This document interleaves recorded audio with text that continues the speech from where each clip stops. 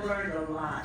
Now, I knew about, or I know about things that happen on the East Coast with NCNW, and I know of things that happen in the South with NCNW. But I am really pleased to know that so much work took place on the West Coast as well. I'm very pleased to hear that. Now, let me ask you this. Can you give us some information of some of the things you remember that happened on the East Coast with NCNW or in Mississippi, like the Wednesdays in Mississippi or any of those things? Do you remember any of those? Dr. Hyde would often tell us about her trips to Mississippi. It seemed to me that there was a white woman, I can't remember her name now. The two of them traveled to Mississippi. Dr. Hyde had to stay in a home of a black family, but this white woman could stay in a hotel. So, and they had to have their meetings at night because people really didn't need to know that they were there because it really wasn't safe for them to be there. And this woman who said, who's the one that got taken up so much in Mississippi, always engaged in that.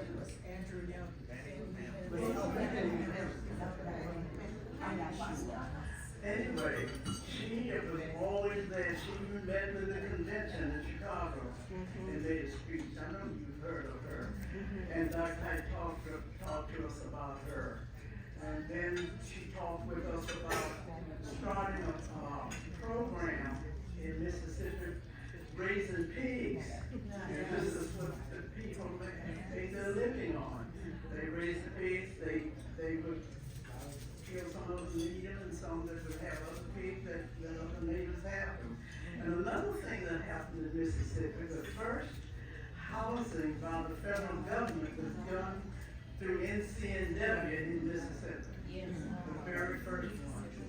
Dr. Hyde talked to us about that program. That lasted a long time, very long time. And it's happened. When I first met Dr. Hyde, I was going to conventions, and I wanted to ask her to do something for me. This is for all this other stuff. And I said, Dr. Hyde, could I just talk to you? She said, no, I have a convention to run, and kept walking. So from then on, I knew that whatever I had to tell her had to be important, because she didn't have time to just sit around and gab. There were times when she would send me to Southern California to solve some problems. Go with her. She said, I want you to go with me. Southern California has a home, a house, council house, a really nice place. Dr. Hyde would go, sit, and I would sit, and we let people talk about their problems. They would talk about how one was not treating the other one right. Dr. Hyde wouldn't say a word. She just sat there and listened. And when they got finished, Dr. Hyde would say, now where were we? Let's move on. Never got into anybody's argument. And that's what we are lesson too. That's something we don't do. You know, when people are disagreeing, just let them talk to one another. You don't have to say a word. Just sit there and listen. You find out what the whole story is about. At one time, she set Pat Daniels and me down to solve a problem in Southern California. This section had been organized by a woman who was back in Washington at the time, but she still wanted to run the section. She didn't want them to do anything she told them to do. So I think Pat and I must stay there until almost midnight, listening and trying to give advice. It still didn't work. Even after she moved to Washington, she was still running that section. I guess she may still be doing that on them. And they would have their own Bethune recognition programs, and other sections would have their own. Now, I'd like to say about the Bethune recognition program.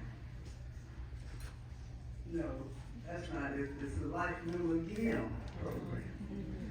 That when Bureau Clinton was president of the Life McLeod, it happened at the same time we were purchasing 633 Pennsylvania Avenue. And of course, this woman would not let you say no about giving money. The Life Member Guild raised $70,000 to help build 633 Pennsylvania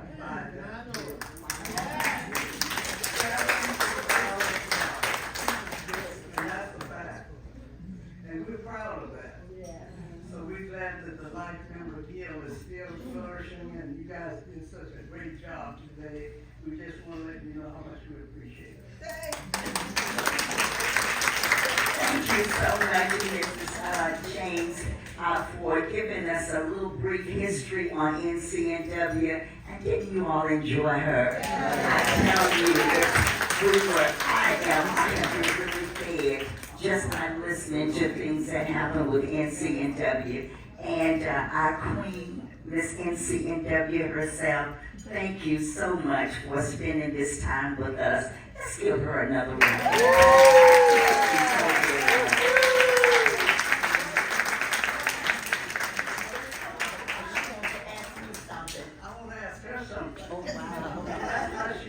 I know all of you know the insignia that NCNW has with these women's faces. Do you know the names of the women? Yes. Tell me a story about it. You know what, Pat, when she tells me to speak, I just have to do that, okay? You know, I had been interested in finding the faces of the original pen of NCNW. And if you remember, there were at least 6 faces on there of women, and no one knew who those women were. Well, I happened to have been in the UN back maybe in May, perhaps. And some of you know that NCNW had a presence at the United Nations for over 40 years. And Mrs. Munlin is the person that is the NCNW representative to the United Nations. So she has all kind of archives, all kinds of stuff that has been in NCNW possession ever since Dr. Hike had an office in New York. So just before I left, I asked her, I said, Mrs. Munlin, do you by any chance know who those people are? And she said, of course I do. She said, one of them is me, meaning herself. Well, I was ready to take a flight back to Atlanta because that was worth the trip to know that she was one of those persons on there. And she said the other person was Esther Wynn. And those of you who've been in NCNW for any length of time know Esther Wynn that worked in the headquarters during membership years ago. Yes. And then she said the other person's name was Charlotte. The other person she could not remember, but if you remember at the top of that pen, there were 2 ladies with a head wrap on, and then there was with a head wrap. So of course she didn't know who those persons were. And then she told me, she said, but guess what? I have the original of that. And I'm thinking, OMG, I can't believe this.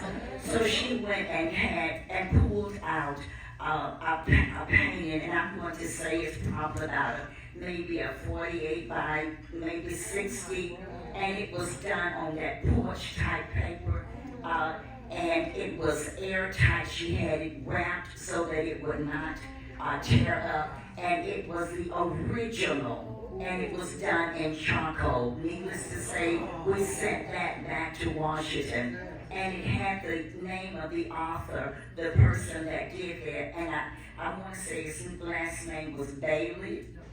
I researched Bailey, and his work, most of his work depicted the type of ladies that were on the top of that logo. So what I'm thinking probably happened, he used those older women at that time and used the younger women as the 4 at the bottom. So now we do know 3 names that's on that pen, and it makes that pen to me more meaningful.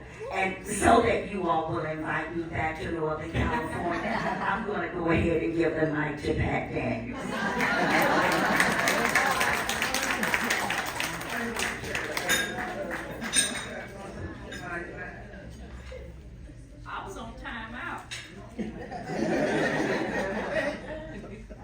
Jackie? Well, we want to thank you so much. What a wonderful, wonderful